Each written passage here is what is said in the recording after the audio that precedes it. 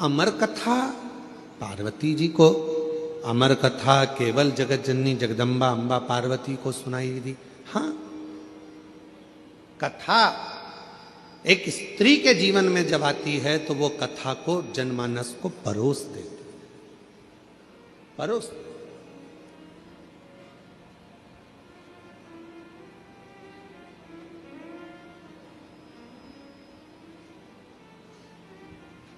दुनिया में केवल एक स्त्री ही ऐसी है, महिला, एक नारी ही ऐसी है, जब सब खा लेते हैं तब आखिरी में वो खाने बैठती है, भोजन करने बैठती है।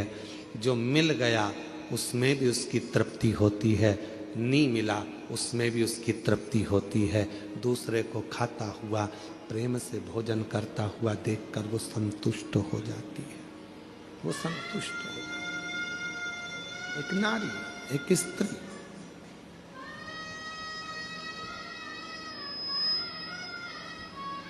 कल कथा चल रही थी भगवान देवादिदेव महादेव के मंथन की,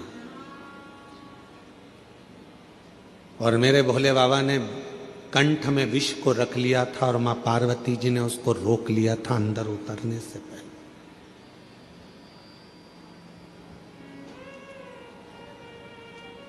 उतरने से पहले रोक लिया था।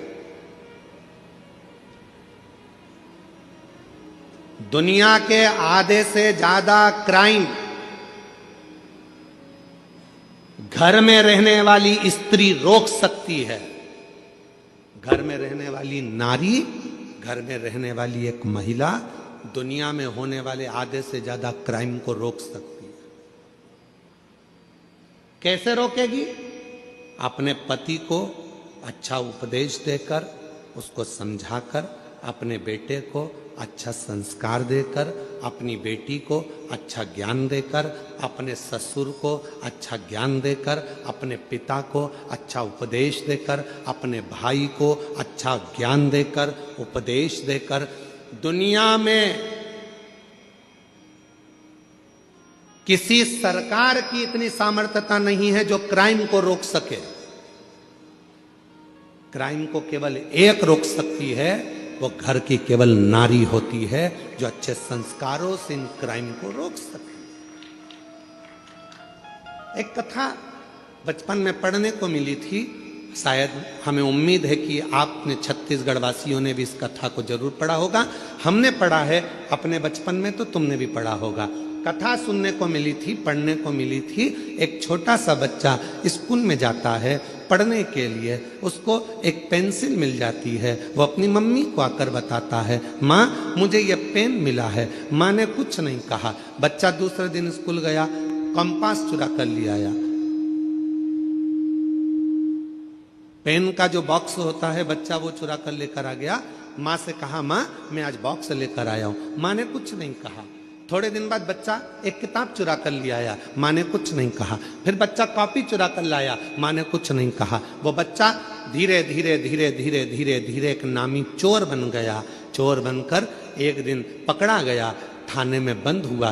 पुलिस वालों ने उसको खूब मारा, अंदर बंद कर दिया। और बंद करने के बाद आखिरी में जज के सामने उसको खड़ा करा गया और उसको मृत्यु दंड की सजा मिल गई। मृत्यु दंड की जब सजा मिली तो उससे पूछा गया, तेरी अंतिम इच्छा क्या है? उसने कहा, मैं अपनी माँ के कानों में कुछ कहना चाहता हूँ, बस अंतिम इच्छा मेरी ये है। उसकी माता को बुलाया गया उसके मरने के पहले। जब माँ आई, उसकी माँ के कानों के अंदर उसने कुछ कहना चाहा। जाओ, तुम्हारा बेटा तुम्हारे कानों में कुछ कहना चाहता है।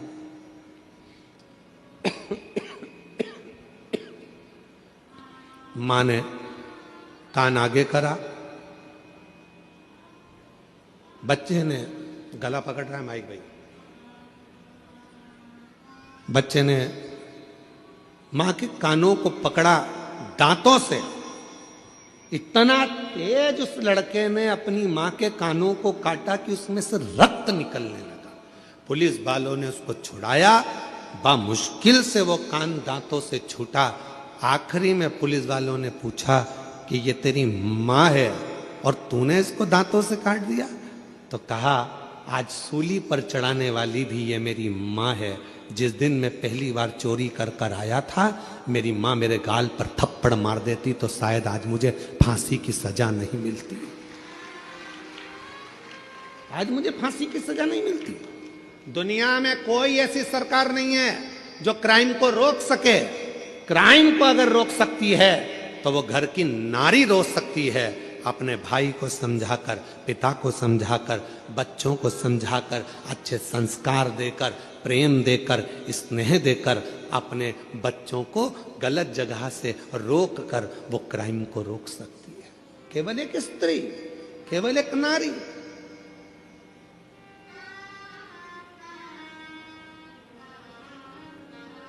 उसको रोकना कठिन है, परंतु मां रोक सकती है, स्त्री रोक सकती है, नारी रोक सकती है।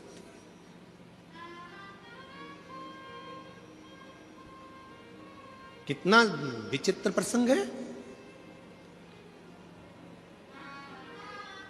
विनायक का सिर किसने काटा था? जम के बोलो जरा। गणेश जी का सिर किसने काटा था? शंकर भगवान। किसका सिर लगाया फिर बाद में? हाथी का। जब हाथी का सिर लग गया गणेश जी को, उनके बहुत सारे बेस्ट फ्रेंड हुए, उनके बहुत सारे दोस्त हुए। उन्होंने उनको भरना प्रारंभ करा। तेरा पिताजी है, तेरा सिर काट कर तेरे को हाथी का सिर लगा दिया। इंसान का लगा देते, मनुष्य का लगा देते, कैसा तेरा स्वरूप बना दिया। लोगों ने भड़काया। गणेश जी गुस्से में लाल होकर अपनी माता के पास गए। मां, मेरे पिताजी ने मेरा सिर काट दिया, मेरे पिताजी ने मेरे साथ ऐसा किया, हाथी का मुख लगा दिया। कितना विद्रोह भरा था गणेश जी के अंदर कि तेरे पिताजी ने तेरा सिर काटा, हाथी का सिर लगा दिया। फिर मां ने समझाया, बेटा तेरे पिताजी साधारण नहीं है, उनने बहुत सोचा होगा। उनको मालूम है कि दुनिया में सब कुछ हो सकता है पर कोई लंबोदर नहीं हो सकता है, इसलिए तुझे लंबोदर बना दिया। मां ने समझाया। फिर दूसरी बार बारी आई। कार्तिकेय को बैठने के लिए मोर मिल गया, शिव जी को बैठने के लिए नंदी मिल गए, मां जगत जननी को बैठने के लिए शेर मिल गया। सारे देवी देवता अच्छे अच्छे वाहन पर बैठ गए।